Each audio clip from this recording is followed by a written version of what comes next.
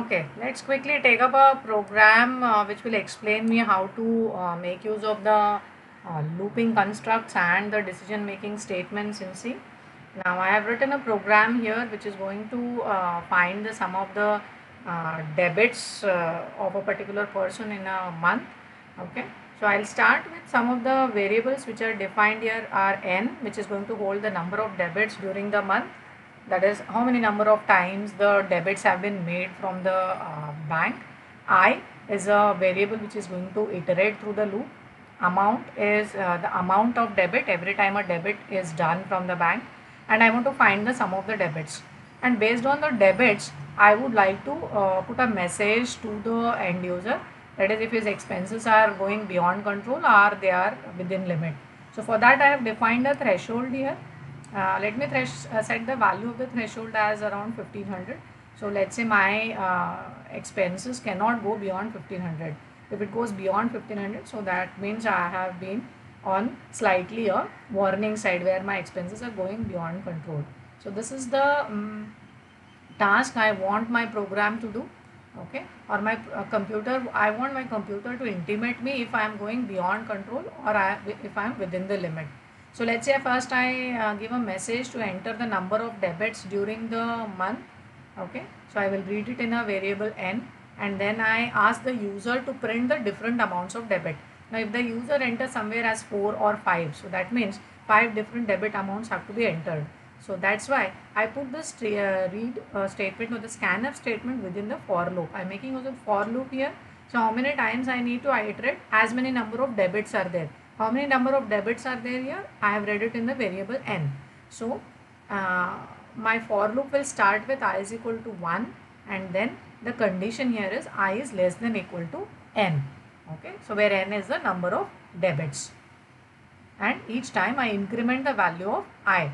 Okay, so what do? I read the value of the amount. Okay, I have a dummy variable called as sum of debits, which is initialized to 0 here in the during the initialization process and during the declaration process of the variables.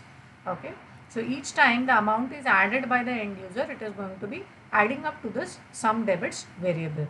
Okay, so by the end of this for loop, what is happening is all the debit amounts are getting added. All the debit amounts are getting added to sum debits variable.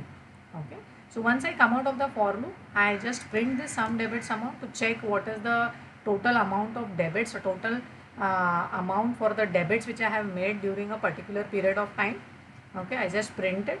Okay, and then check if it is greater than the threshold. I'll be using the if else statement here. If you see, if else, what is the condition?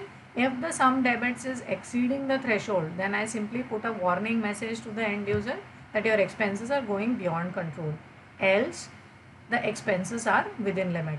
So this program is showing me how to make use of the for loop and if else statement. So quickly let me compile this program and see what are the results I get. So it's asking me the total number of debits during the month. Let's say I have around 3 debits which I have made during a particular period. So I have to enter the amount of the debit. So first amount is 346, second amount is 478, and third amount, let's say, is 896. So it is giving me the total amount of debits. So this is the total amount of debits which is being displayed here.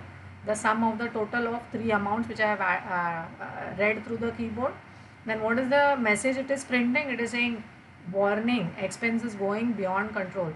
Because the expenses have exceeded my set threshold 1500, it is giving me a warning message.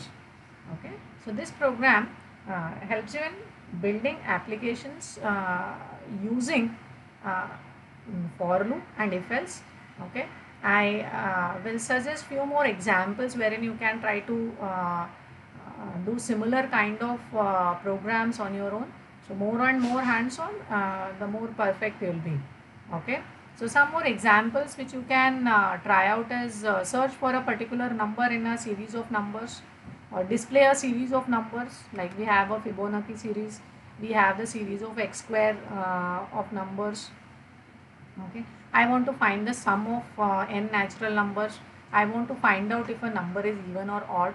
Okay, all these are few of the hands-on examples which you can try out on your own, so that it will give you confidence and a feeling that you are able to do the programming. Thank you.